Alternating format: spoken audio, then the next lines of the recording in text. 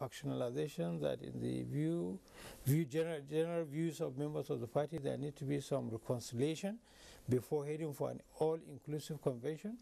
And the consensus was that some reasonable time should be given to the caretaker committee to conduct the congresses that were inconclusive, and also to try to reconcile as much as possible with agreed party members before we head for an all-inclusive elective convention, so that by the time you go for that, it will be really inclusive. If you now go for it, coming from where we are coming from, is bound to exclude, a number of people, and that's not the general view of. And you may end up going back to square one. So what exactly do we expect on August the 12th, 2017? Well, first of all, you see, NEC, the party constitution could have even extended. Even the National Executive Committee of the party. Could have even extended the tenure of the caretaker and to be ratified at a convention. But to give it greater enforcement and avoid any legal tussle, it was thought whether to go to convention, because the Supreme Court has affirmed that convention is supreme, and whatever decision convention takes, is binding. So I would say let's not take chances, because there may still be people that like litigation. So we chose to go for the convention, where the issue of extension of tenure for the caretaker. Sorry for taking you back. Yeah. Was it the NEC that decided that it should go for the non-elective convention? Yeah, of course. Decision to go for convention is decision of NEC, not any individual. But so one of the protagonists to the crisis, former Governor Ali Modu Sharif, is saying you didn't invite him to the NEC meeting. Invitations to NEC meeting are not based on individual basis. Since PDP was formed, is advert in the papers and electronic media. No individual ever receives a personal invitation for either BOT or NEC. And there were news bars, in the electronic media, there were publications in national dailies. Nobody needed to be called, to be reminded to attend a NEC meeting. So it was his choice to stay away. The PDP has a plan to review its constitution. Will it be part of the non-elected constitution? No. You see, constitution amendment. That's where, that was why, because if you don't follow the procedure for constitution amendment, it will be a nullity. You recall an FCT High Court has ruled that even the appointment of Modu Sharif was null and void, because it was based on a constitution amendment that did not follow the due process. And the missing point was that the amendment was not filed with INEC within the time frame required. So it nullified the entire amendment. And that ruling has not been appealed by Modu Sharif or anybody. So as it stands, based on the law, that his appointment was never even valid. So, borrowing a leaf from that, we cannot cut corners in amending constitution.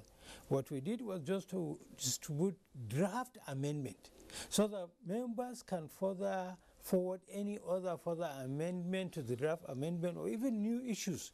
Then after that, we'll collect that and make a proper memo to BOT, to NEC, and when that is approved, we now send to states, who have 30 days within which to agree and write it to any of the amendments or all of the amendments, as the case may be.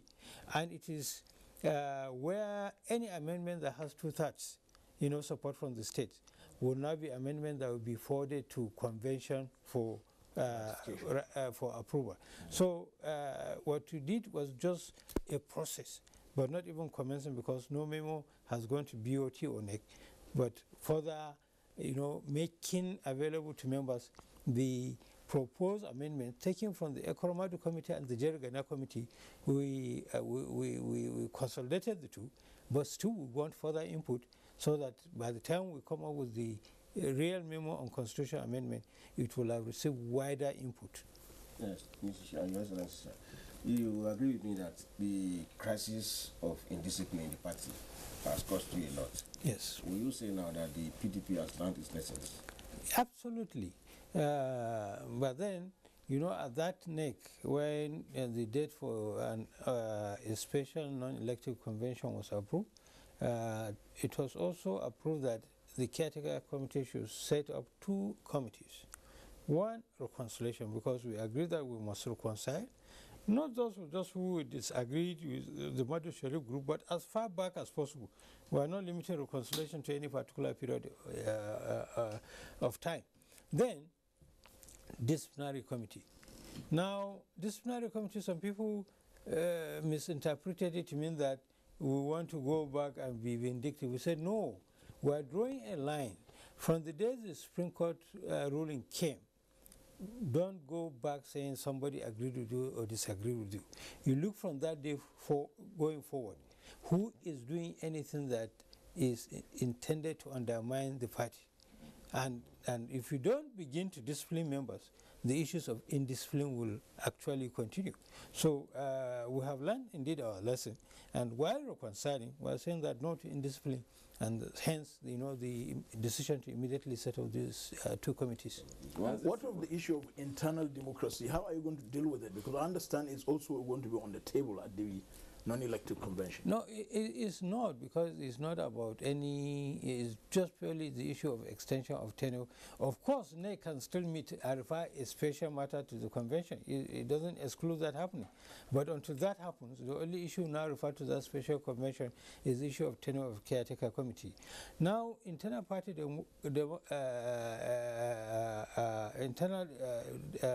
democracy is enshrined in the proposed amendment of the Constitution to further reinforce, what we already have. And that is what we still want further input, from party members. As this reconciliation is going on, there is crisis in some state chapters. What are you doing to ensure that PDP come as one family during the non-elected convention? Now, you see, the crises you have to break into categories. As I said earlier, there are states based on the NEC that Madu Sharif chaired, presented a report on the congresses, which NEC approved.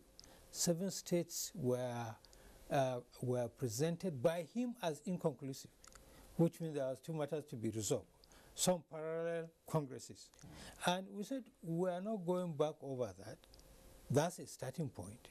Now, in some of these states, like in Anambra, you have 3 parallel congresses. So, for a court, any court to say one, is even valid, it's neither here nor there, because there are 3 parallel congresses, and that what NEC recognized and approved.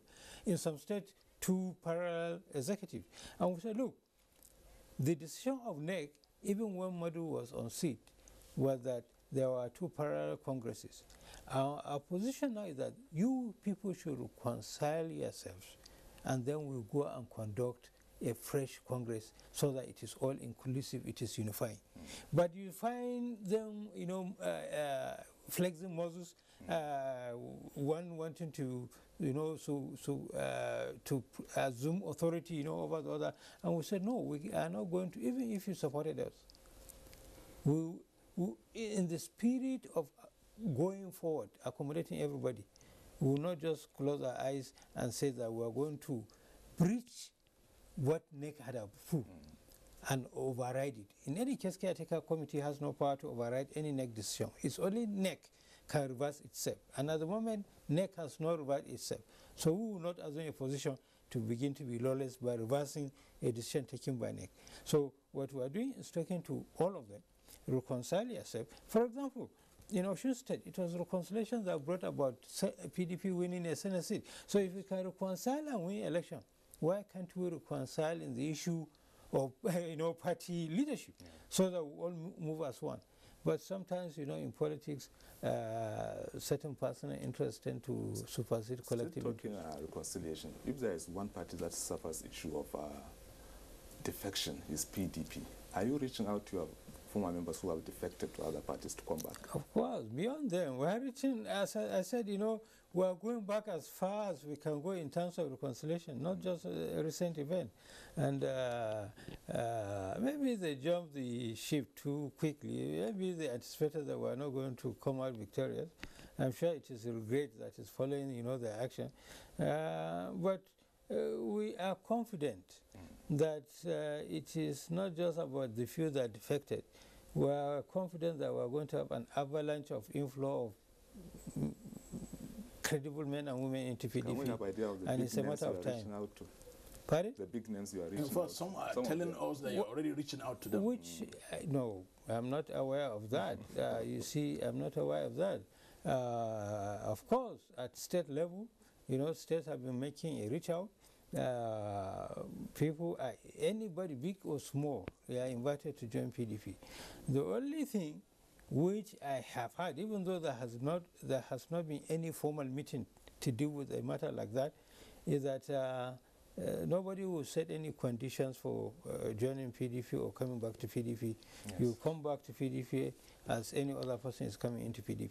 Mr. Chairman, sir, those that defected, you as who are reaching out to them, are also foreclosing the issue of litigation as contained, particularly for legislators who are bound by Section 68(1)(g) of the Constitution. Are you foreclosing that? We are not foreclosing that, but you see, enough of litigations, you know, discourse. Because all this issue of everything we go to court, everything, what is political, what we can sit down and sort out, I think we should spare the courts and stop overexposing the courts to political issues that we can easily sit down as a family. So our first, second, and third choice is really to discuss, not to be litigious. Now, within the political system and environment, one issue that seems to be rearing its head, it even started as a build-up to the 2015 election, is the issue of hate speeches. And it is becoming something else now, yes, leading to even some groups calling for secession, restructuring, and what have you.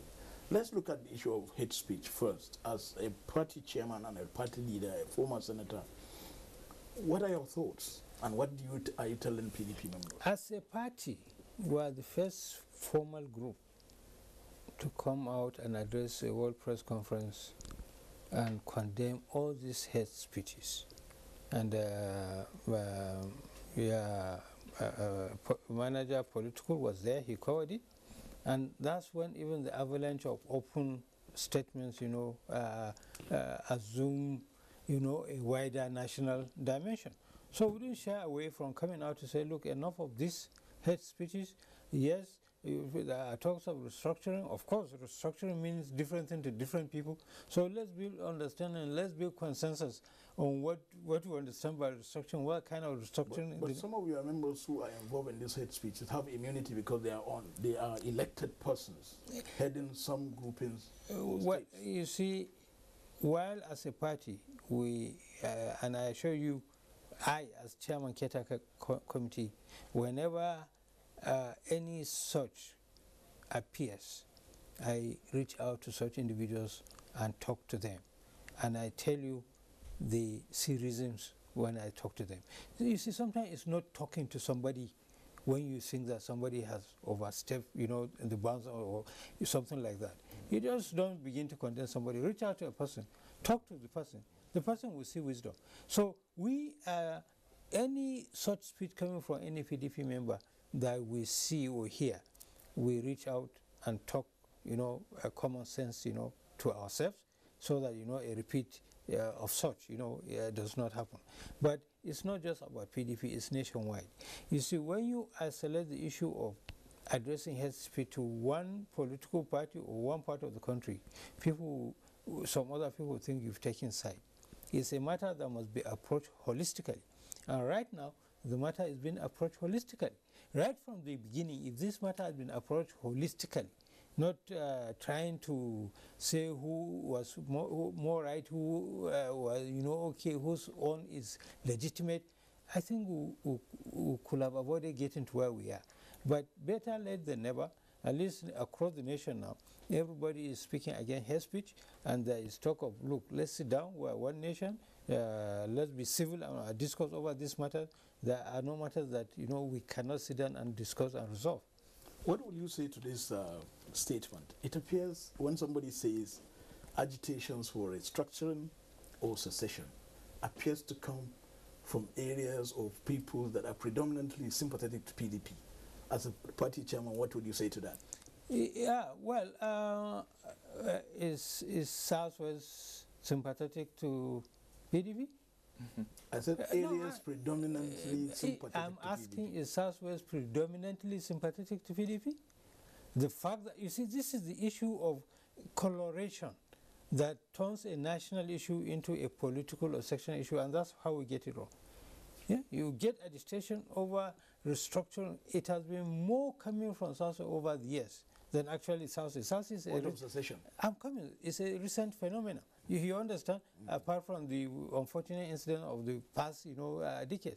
But when you just look at the Southeast, the people of the Southeast can feel aligned, as if they are the only people talking in a particular language, particular manner, and they may fail to see reason even when they should see reason. But all these matters should be addressed politically, and not say predominantly APC, predominantly PDP is coming from some parts of Nigeria. If it is not in one form, it is in another form, and they are all not desirable. If we talk about opposition, a role of opposition, the common language we had when this regime, this administration came on, was that the PDP was not ready for opposition, the APC was not ready for governance. We've seen a trend from PDP of silence, unlike what we saw when the APC was ACN and information at that time, when they were actually keeping the PDP on its toes. Now, why is the PDP silent, and are you actually ready to grow into opposition role now? Well, for a number of reasons. The first one is that, and we are very happy, we thank the APC for doing part of our job for us. Right from day one, they started opposing themselves, and they are continuing to oppose themselves. And we hope they continue to do so. And I don't think they can stop opposing themselves anyway. Two, we also give more credit to Nigerians, because Nigerians should not wait for a political party to even oppose any government, whether at local, state, or national level. Nigerians have feeling the pains of taking the opposition to, at state level, it doesn't matter whether it's PDP or APC, I mean to political authority. Of course, at the national level, the political authority is APC.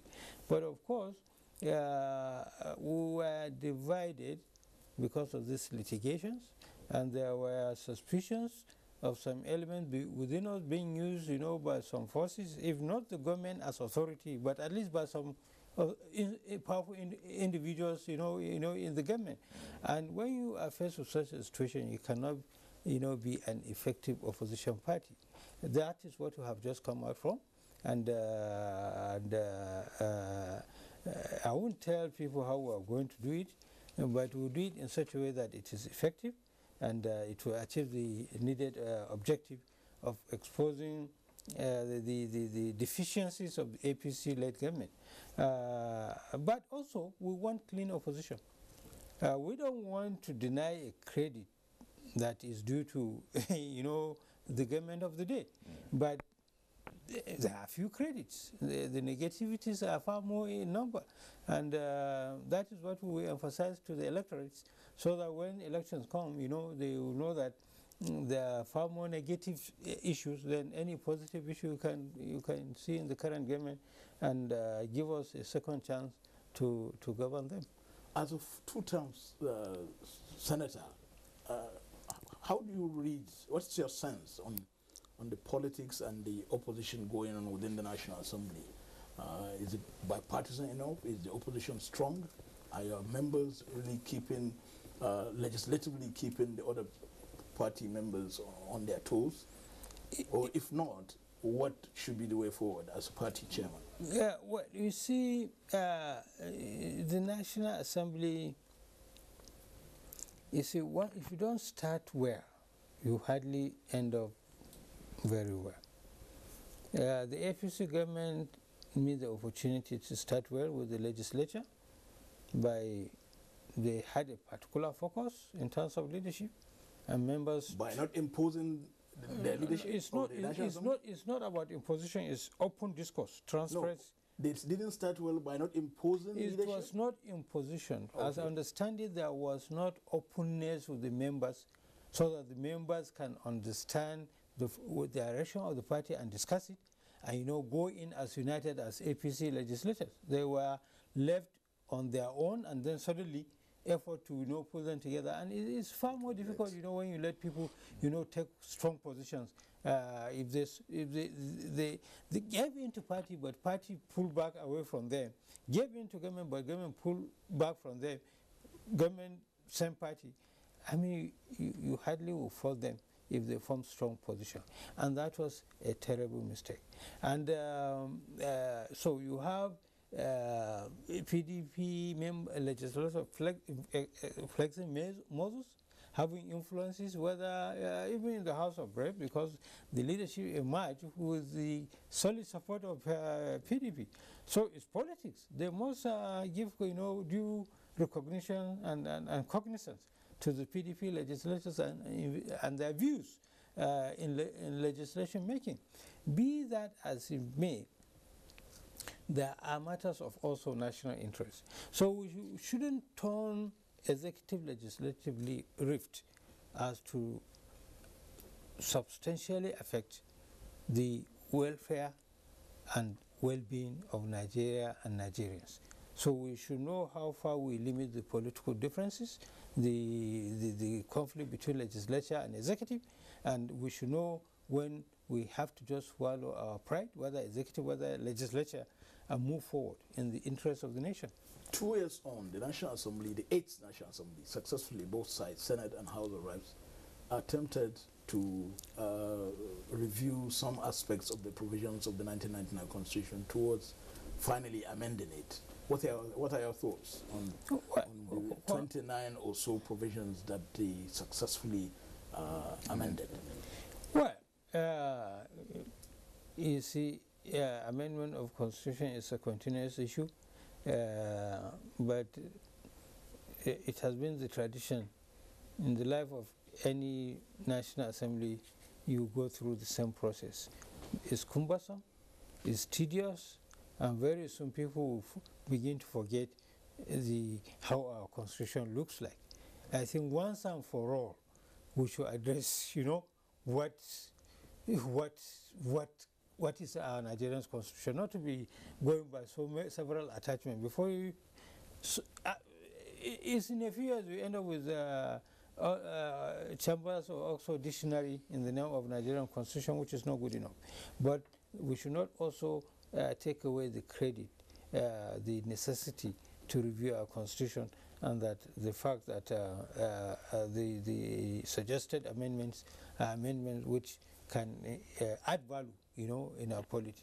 But is that it's too cumbersome, the process is cumbersome, we need to actually promulgate an entirely new Constitution that is not cumbersome, not conflicting. We want to. This notion of everything being in the Constitution is wrong. The Constitution should address fundamental issues, while the rest are legislative issues. Legislative issues are more easy. You can easily amend them. But when you put everything in the Constitution, as things change, for you to tamper with any of such, you have to go through the long hog of, you know, amending the Constitution. Still on this amendment, Taiwo, I'll soon allow you to talk. In this, when you were in the 7th Senate and the 7th House of Representatives also attempted to give financial autonomy to the local governments. It failed. And now there is another attempt. As a former governor, someone who has superintended on the affairs of a state, what do you think should be the way out? Why is it that there is some element of reluctance from the state assemblies to allow for this financial autonomy? Or is it the governors, your colleagues, who are stopping it? You see, this is one issue that will best be addressed if we are just talking of restructuring of this country, because we need to build a national consensus as the structure of government we should run. Is this really a federal or quasi-federal or unitary or what kind? Up to now we are confused as to even what form of government, you know, we actually need, until we come to the full understanding and realization of the structure and the type of government we need. We will be conflicting each other by our actions or inactions. And that is the and that is the confusing situation. Yes, local government autonomy, I fully support local government autonomy, but of course, we also know that local government autonomy has also been hijacked by majority, if not most of the states, to mean turning them into puppets, of the state governments, to use in a particular way and manner. It's autonomy in name, but in the real practice, it's not an autonomy that that you see going down. And again, even the quality of the leadership of the local government is, is some of concern. It's not the kind of local government. At one time, President Shagari was basically like a local government chairman before he became president of the Federal Republic of Nigeria. This is the kind of caliber of people, as some time back, that were governing, political establishment. That is not to say that our young men and women... Sir. You can come by constitutional requirement to change age, educational qualification that is required. It is not a question of age. It's not a question of age. It doesn't mean that a young man or woman cannot equally do well. It is the issue of quality of leaders elected irrespective of their age. So again, poverty has a role to play here. People with tons of money easily, go in, buy votes, and political patronages, get dispensed, to the wrong people, and we keep on getting it wrong. And these are issues that we need to, it's only sitting down discussing as a country, that we can establish for ourselves certain do's and don'ts, certain standards that we should all subscribe to, that at the end of the day will give good governance at whatever level in Nigeria. So how do you, as a former governor, how do you want the country to resolve this problem of two-tier, the conflict between two people who advocate two-tier of governance or three-tier of governance? What do you think will work for Nigeria? Well, it's not what I want, really. It is what Nigerians will want. What I would want is that let us as Nigerians sit down and discuss and agree as to what we consider best. No, I think Taiwo is still right, sir. As a former governor. Yes. No, but again, as a former governor, and then now I am chairman, caretaker committee of PDP with divergent views. I should not be promoting what I think my views are. But you can guide. But the guide is that we need to sit down and agree. And I'm a Democrat. Whatever we sit down and holistically agree on, I will sign onto it. I will make my input when such discussions to take place to agree as to what form and what direction we should take. After your convention, will you undertake to make this as one of the focus of the PDP so that a national consensus could emerge from the PDP side, and then the other political party will also borrow leave, and we move on? Before even our convention, even before the Supreme Court judgment, when we addressed the World Press Conference, we signed on to this, that we need to sit down and discuss this and agree, on the nature, type of restructuring and the time frame and the modality to achieve that. Let's talk about the 2019 election now. PDP has a standing policy regarding the zoning formula, where it zoned the presidency to the north and the chairman elected position in the national leadership to the south. Where are we now? Same position. Look, you see, I want to remind people of what Supreme Court judgment said, basically. Convention Supreme, decision of Convention Supreme. But the question the Supreme Court was to answer directly was the issue of leadership. But that was not the only decision taken at that convention. And one of the decisions taken at that convention was zoning of presidency to north and elective national chairman to the south. And in general, the Supreme Court said the convention was valid and decision supreme. Therefore, it applies to all the resolutions of the convention. And one of such resolutions zoned the presidency to the north and the elective national chairman to the south. So that has not changed. Will you offer yourself to continue as chairman of the PDP? I am not even contemplating. You see, the issue, again, that's where circumstances creeps in and we lose focus. I have been entrusted to reorganize this party and put it on the right footing. If I now begin to think of any other interests, I will miss the point. And I will be satisfied if I succeed in repositioning this party. Personal ambition of anybody who will agree to take this responsibility should actually not creep in. And as if you want to go back, that's part of the suspicion that derailed Madu Sharif. Why should I take the same course? So of course, there are all kinds of talk, but I turn deaf ears to them. Exactly. There are still talks that you can't do away with Senator Ahmed Makarfi wants to run for presidential but election. Who have I ever, in private or public, who have I ever confided that that's my focus? I've consistently said my focus is that let's put PDP on the right footing. Look, if you don't have a vehicle to travel 1,000 kilometers, don't even intend making a journey of 2,000 kilometers. So the vehicle is PDP. We need to rebuild PDP, and then the opportunities are limitless for everybody that may aspire for whatever. And at the end of the day, people will make their choices. Now let's look at the INEC timetable. Even though some are saying it's interim, but to all intents and purposes, the INEC chairman has not said that what they made public is interim. What are PDP's thoughts on the INEC timetable as a build-up to the 2019 presidential election? Well, whether the INEC says it is interim or not, we know that INEC acts in accordance with the law. We know that before any general election, a new electoral act comes into being. And we know that the National Assembly has gone far in working on an amendment or a new electoral act, as the case may be. Therefore, I shouldn't be dissipating energy, planning based on what I know will change.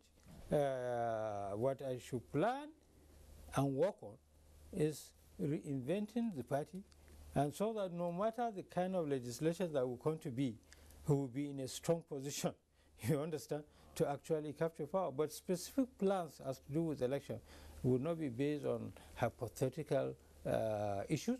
It will be based on real issues, and that will be when the new electoral act is in place. Do you have some areas in mind which you want INEC to improve upon regarding the electoral act?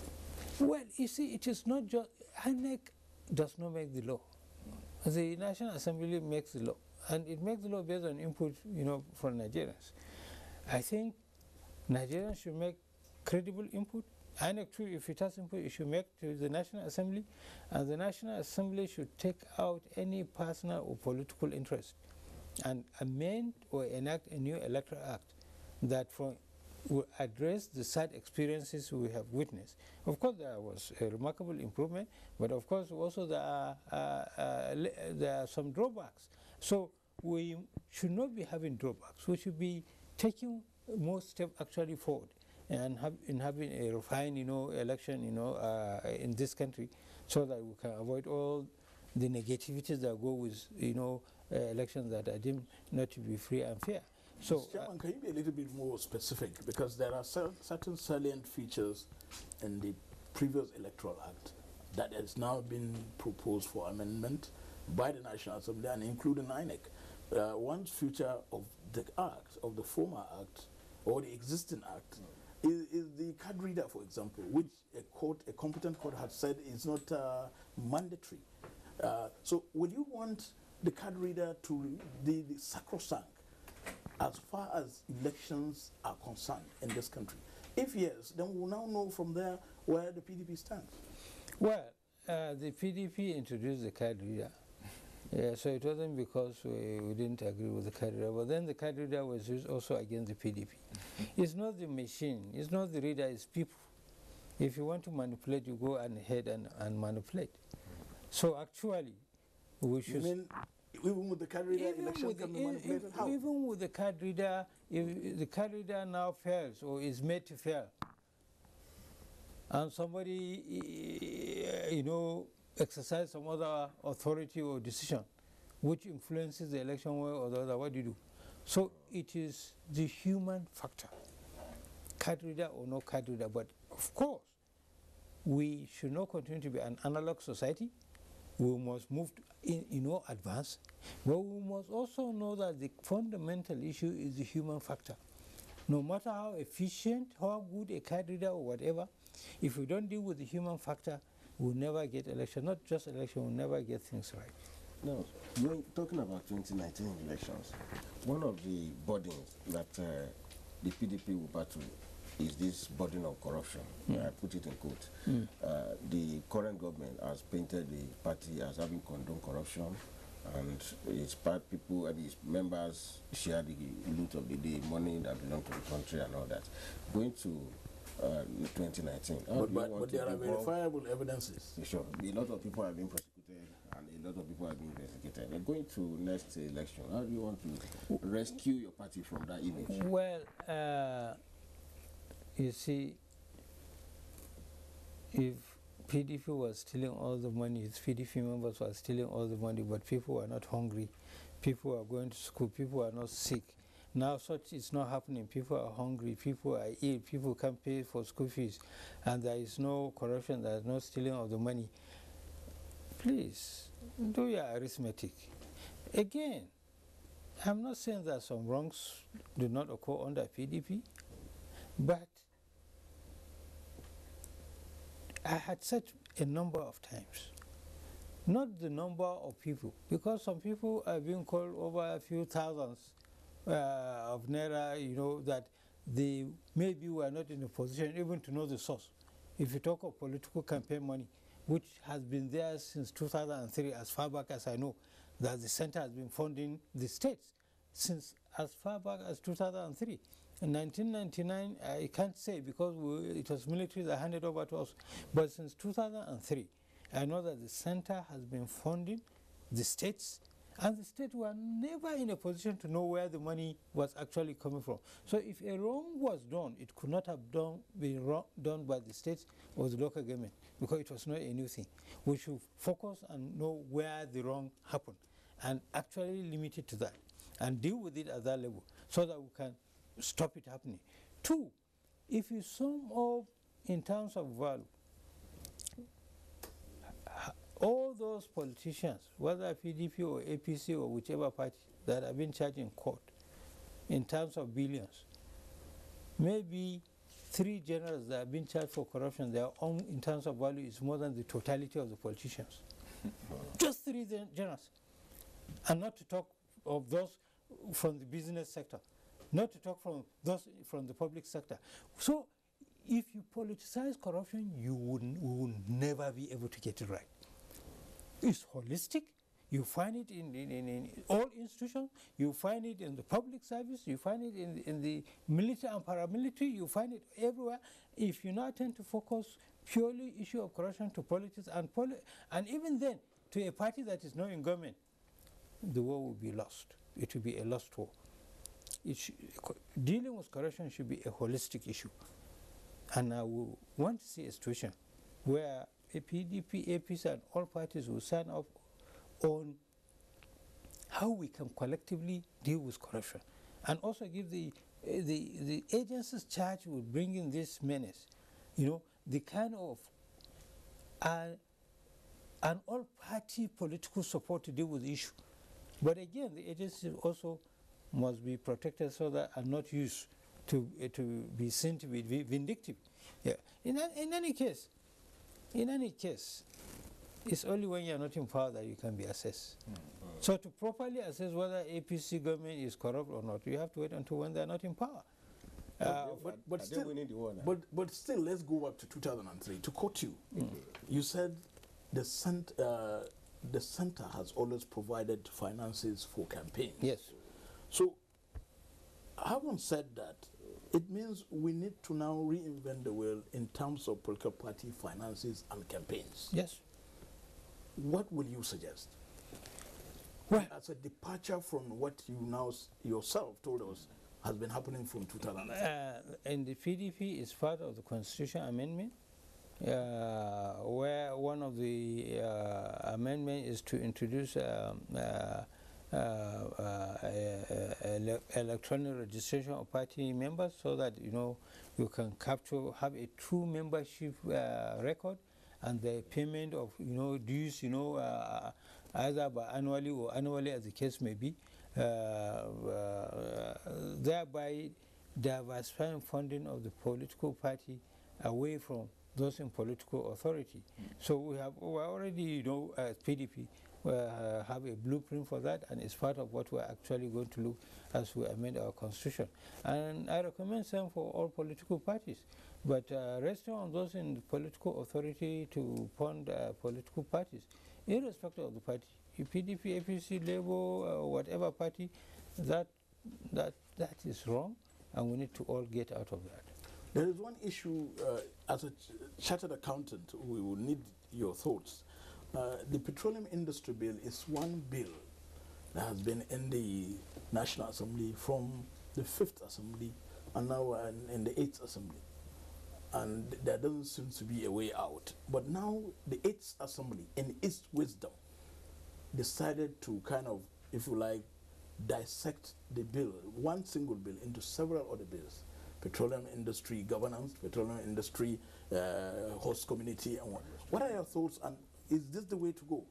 Well, what is important is to have a legislation that is current, that is also futuristic, and whether in one legislation or in 2 or 3 or 4 legislations, that is okay as far as I'm concerned. Let me also refer you to the Obamacare that the President Trump wanted repeal. Because of its importance and its wide coverage, you can see the U.S. Congress can't repeal it because in wholesome. They also are attempting to approach it in a compartmentalized manner. Therefore, some complex legislations may be easier to address by having a couple of legislation that will address it and make a legislation that deals with the current and is also deals with the future. So I support in any measure that will see to the quick passage of the necessary legislation that will be the impetus for our petroleum sector to grow. Nigeria still faces the issue of communal clashes if we look at what is happening in Taraba and other states. As a former even in his former state, his state, Kaduna. Yes. So what do you think is wrong in Kaduna? Because when you are in government, this kind of thing where you try to stop it by applying some kind of... Well, the nature of the conflicts are different. What we inherited and also what reared its ugly head was centrally an ethnic, religious issue, though with some form of economic issues also localized. What we have now is the issue of between herdsmen and local communities. It is new to some part of this country, but as far as I can recall, even when I was young, when I was a small boy in my village, this conflict was also going on. Between Fulanis, you understand, and local, but it assumes a wider dimension that is we all need to rise together and actually deal with.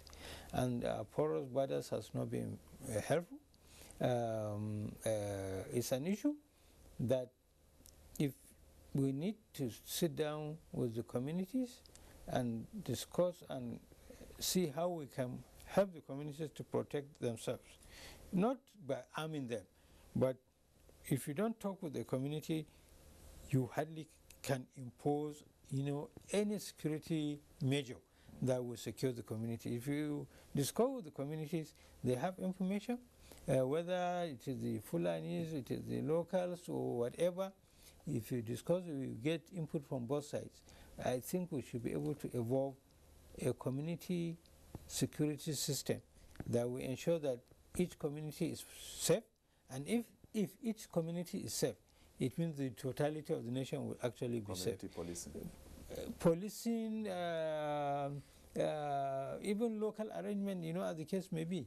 And this is again an area that we must not discount the roles traditional establishment can play, the role that development associations can play. Of course, we know that tempers have risen here and there, But we need to calm down. But the chiefdoms you created have been abolished. Well, I understand the district have been consolidated to all districts. I still stand by the wisdom of creating those districts.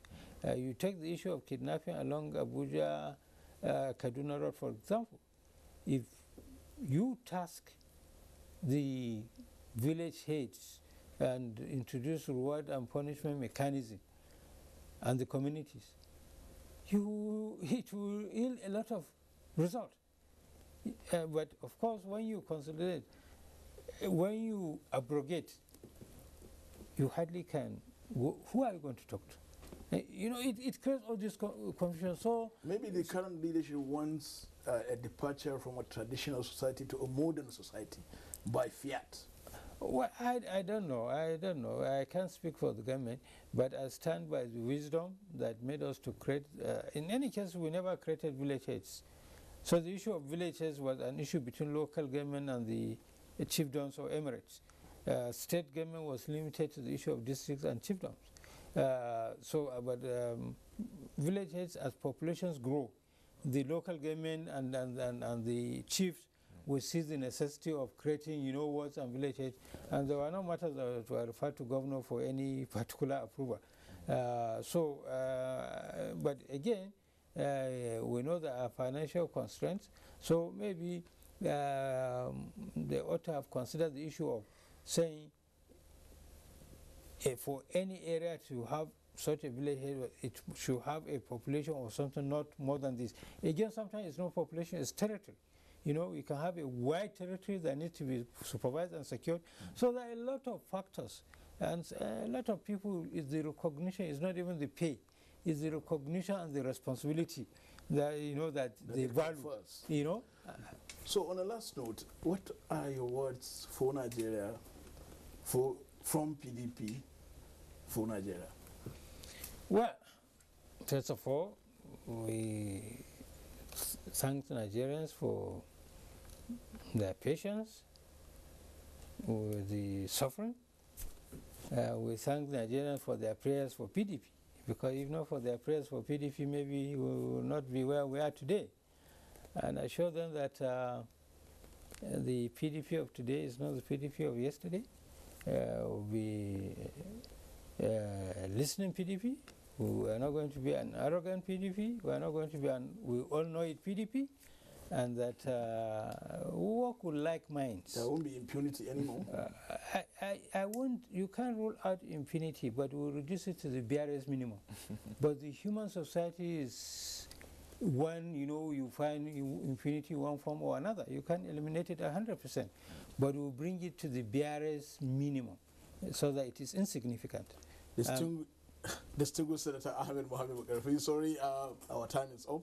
Chairman, PDP National Caretaker Committee, thank you for coming on platform. And we wish you a success in the upcoming scheduled non-elective national convention of the PDP. Thank you. Taiwo Adisa, political editor, the Nigerian Tribune, thank you for your thoughts and insights. And of course, Abdullahi Garba Bednamkudu, Manager News Political of the NTA. Thank you, man. Thank you for giving us all the support. As the People's Democratic Party prepares to hold a non-elected national convention in Abuja on August the 12th, the party's National Caretaker Committee Chairman, Senator Ahmed Makarfi, is confident that the National Convention will attempt to amend the PDP's constitution, deal with issues of discipline, internal democracy, and may likely extend the tenure of the National Caretaker Committee, whose mandate elapses on August the 16th, 2017. That's Platform. I am Muhammad Kuda Abubakar. Bye for now.